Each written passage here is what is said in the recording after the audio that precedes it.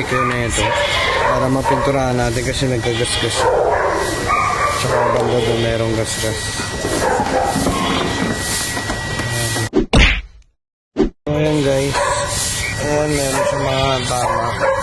Tapos ayan sumama siya nung tinanggal natin yung sticker. Ayan gasgas. Palasin natin yung sticker niya. So makikita nyo repainted na pala siya. Ito yung original color, pinatunan. Kasi hindi nila kinalas to. Siguro nung binugaan, hindi nila kinalas.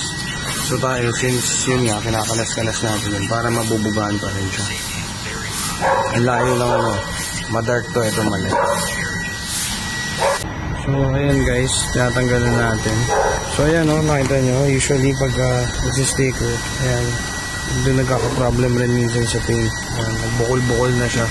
Kasi yung moist na tatrap dun sa loob yung mga nagiging defect. So iba pa rin talaga pag sinabing paint talaga. Mas maganda yung paint kaysa pagka nagpapala. So ayan, nililian na natin ngayon para ma-prep na natin siya. Tsaka ma-primer na natin. So ayan yung pintura ng guys. Naglolobuhan nga siya. Painted na rin siya.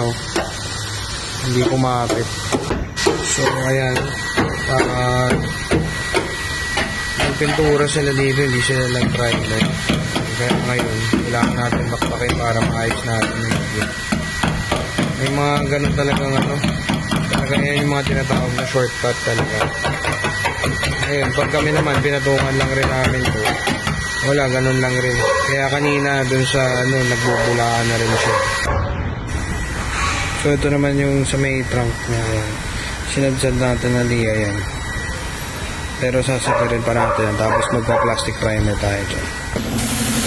So okay, yan. Pinipinturahan na natin to. Kondo. Ito naman yung sa ilalim niya. Tapos yan. Kaya lang, hindi ko na nakabutan na Mararating ko lang rin ulit. Pero yan, in-step natin yan. Tapos tayo ng naka-primer yan ng buo. Kasi nga, ang problema nangyari dito dati, pinapinturahan ko ni sir. Ngayon, hindi siguro nag-primer, kaya nag-aangatan yung pintura niya. So, medyo sanay naman tayo sa ganong cases. So, ayun.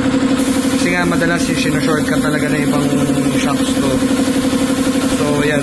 Sa atin, tamang process lang talaga yung ginagawa natin. So, kumbaga, hindi tayo nantataya sa materyales tsaka talagang inaayos natin.